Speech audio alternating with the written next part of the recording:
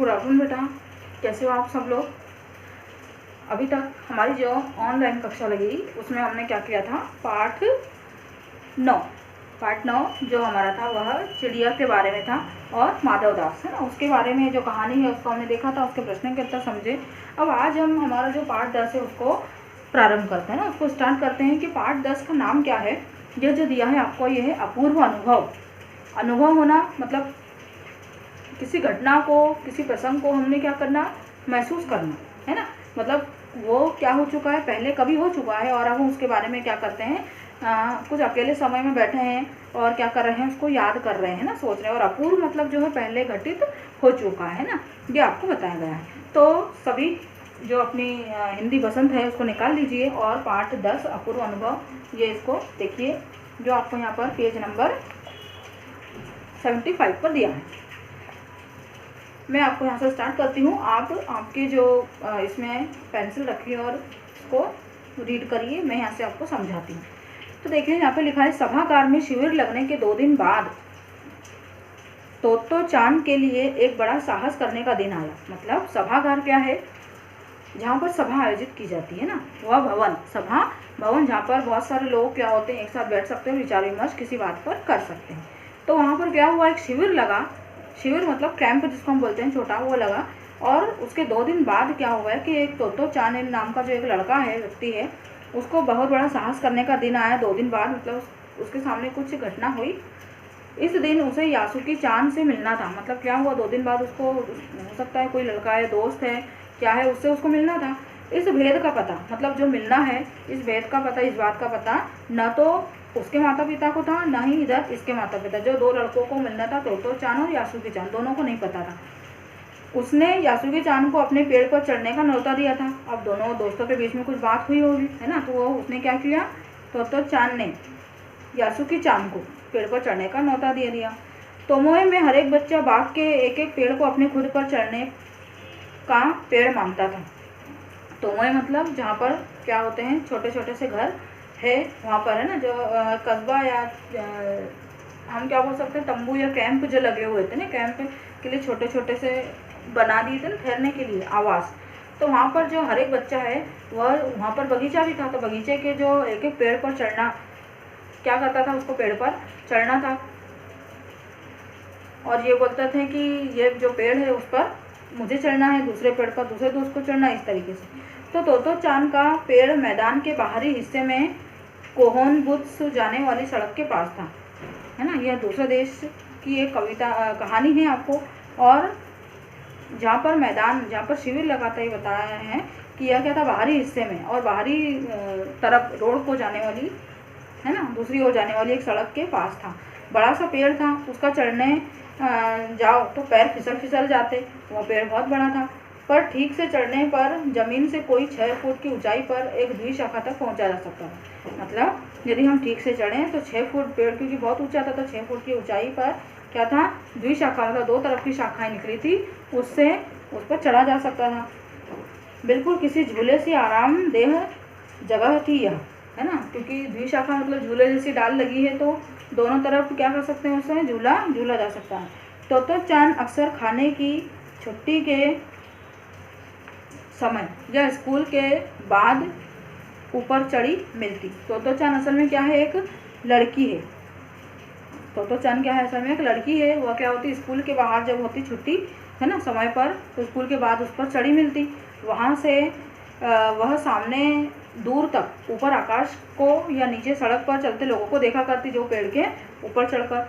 बच्चे अपने अपने पेड़ को निजी संपत्ति मानते थे। मतलब सभी ने जो है वह पेड़ को अपना अपना मान के रखा था कि इस पेड़ पर ये व्यक्ति या ये बच्चा है, ये लड़की चढ़ेगी। तो किसी दूसरे पेड़ पर चढ़ना हो तो उसे पहले दूसरी शिष्टता से, है ना, पूरी शिष्टता, माफ़ कीजिए, क्या मैं अंदर आ जाऊँ, पूछना पड़ता था। जिस प्रकार हम किसी दूसरे के घर में जाने से किस प्रकार पहले पूछते हैं, उसी प्रकार पेड़ पर चढ़ने के लिए दूसरे से परमिशन लेनी पड़ती थी। यासुकी चान को पोलियो था। क्या है, एक लड़की के बारे में बताया है कि वह न तो किसी पेड़ पर चढ़ पाता और न ही किसी पेड़ को निजी संपत्ति मानता था। क्यों, क्योंकि वह क्या था, लाचार था, वह पेड़ पर नहीं चढ़ पाता क्योंकि पोलियो था। पोलियो के कारण उसके पैर में किसी सहारे के द्वारा उसको क्या करना पड़ता था, चलना पड़ता था। तो इतने ऊपर चढ़ने के बाद तो दूर रही। अतः तोतो चान ने उसे अपने पेड़ पर आमंत्रित नहीं किया। पर यह बात उन्होंने किसी से नहीं कही, क्योंकि अगर बड़े सुनते तो जरूर डांटते कि इसके पैर में लगे, मतलब उसको कि नहीं चढ़ पाएगा, उसको पोलियो की शिकायत है, उसके बाद भी इसको चढ़ने के लिए क्या किया, आमंत्रित किया गया, बुलाया है।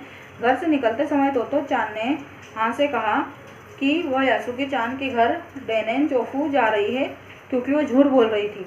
इसलिए उसने माँ की आंखों में नहीं झाँका। वह अपनी नज़रें जूतों के फीतों पर ही गड़ाए हुए थी। रॉकी उसके पीछे पीछे स्टेशन तक आया। जाने से पहले उसे सच बताए बिना तोतो चान से रहा नहीं गया। मैं यासुकी चान को अपने पेड़ पर चढ़ने देने वाली हूँ, उसने बताया। वो बता रही हैं यहाँ पर। जब तोतो चान स्कूल पहुँची तो रेल पास उसके गले के आसपास हवा में उड़ रहा था। यासुकी चान उसे मैदान में क्यारियों के पास मिला। गर्मी की छुट्टियों के कारण सब सूना पड़ा था। यासुकी चान उससे कुल जमा 1 ही वर्ष बड़ा था, पर तोतो चान को वह अपने से बहुत बड़ा लगता। यासुकी चान क्या था, बड़ा था, लेकिन वह तोतो चान से को अपना क्या मानता था, मित्र ही मानता था, और बहुत ऐसा लगता था कि वह अपने से बड़ा है।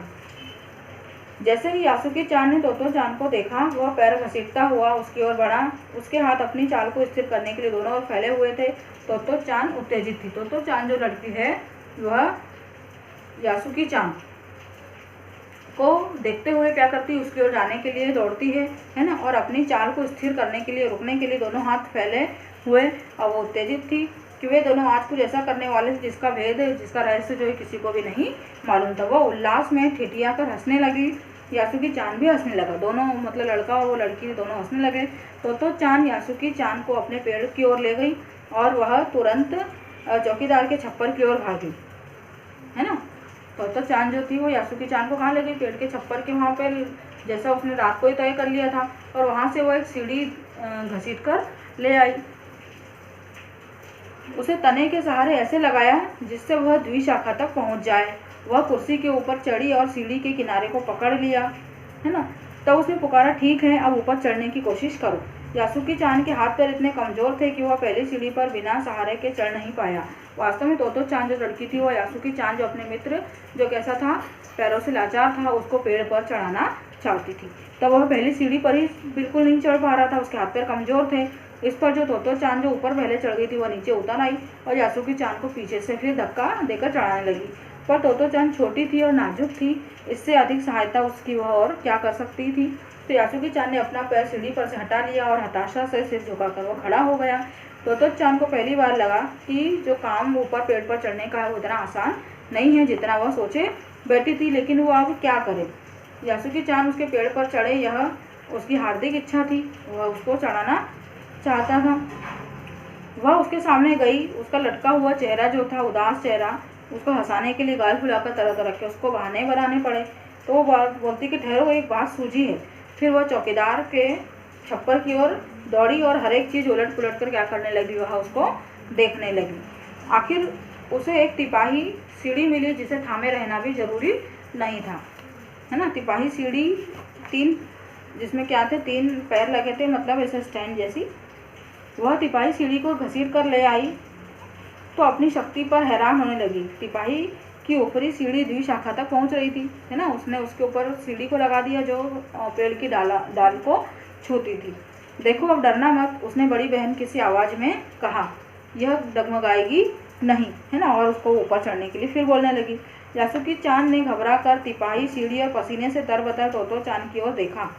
सबकी ओर देखा उसने। यासुकी चान ने, उसे भी काफ़ी पसीना आ रहा था। उसने पेड़ की ओर देखा, तब निश्चय के साथ पाँव उठाकर पहली सीढ़ी पर रख दिया। उन दोनों को यह बिल्कुल भी नहीं पता था कि कितना समय यासुकी चान को ऊपर चढ़ने में लगा। सूरज का ताप उन दोनों पर पड़ने लगा, पर दोनों का ध्यान यासुकी चान के ऊपर तक पहुंचने में रमा हुआ था। तोतो चान नीचे से उसका एक एक पैर सीढ़ी पर धरने में मदद कर रही थी। अपने सिर से वह पिछले हिस्से को भी जो है वो स्थिर कर रही थी। यासुकी चान पूरी शक्ति के साथ जूझ रहा था और आखिर वह उस पर पहुंच गया। जो छोटी लड़की थी वह यासुकी चान को ऊपर चढ़ा रही थी, है ना। जो क्या था, वह पैर से अपाहिज था। आखिरकार उसने क्या कर दिया, उसको पेड़ पर चढ़ा ही दिया। हुर्रे! पर उसे अचानक सारी मेहनत बेकार लगी। तोतो चान तो सीढ़ी पर से छलांग लगाकर द्विशाखा पर पहुंच गई। पर यासुकी चान को सीढ़ी से पेड़ पर लाने की हर कोशिश बेकार रही। अब क्या हुआ, एक पेड़ पर चढ़ गया लेकिन एक क्या हो गई, नीचे ही रह गया। यासुकी चान सीढ़ी थामे तोतो चान की ओर ताकने लगा। तोतो चान की रुलाई छूटने को ही, मतलब अब क्या हो गया, वो चढ़ नहीं पा रही थी, वह रोने लगा। उसकी जो सूरत हो गई वह रुलाई जैसी हो गई। उसने चाहा कि यासुकी चान को अपने पेड़ पर आमंत्रित कर तमाम नई नई चीज़ें दिखाए, है ना। वो सोच रही थी कि उसको ऊपर बुला के बहुत सारी चीज़ें दिखाई जाए, पर वह रोई नहीं। उसे डर था कि उसके रोने पर यासुकी चान भी रो पड़ेगा, क्योंकि तो पहले से अपाहिज है ना, उसको चलने में परेशानी थी, वो नहीं चल पा रहा था, ऊपर से उसने उसको पेड़ पर चढ़ा दिया था। तो इसने मन में जो थी वो बहुत हिम्मत रखी उस लड़की ने। उसने यासुकी चान का पोलियो से पिचकी और अकड़ी अंगुलियों वाला हाथ अपने हाथ में थाम लिया, और उसके खुद के हाथ से वह बड़ा था, उंगलियां भी बड़ी थी।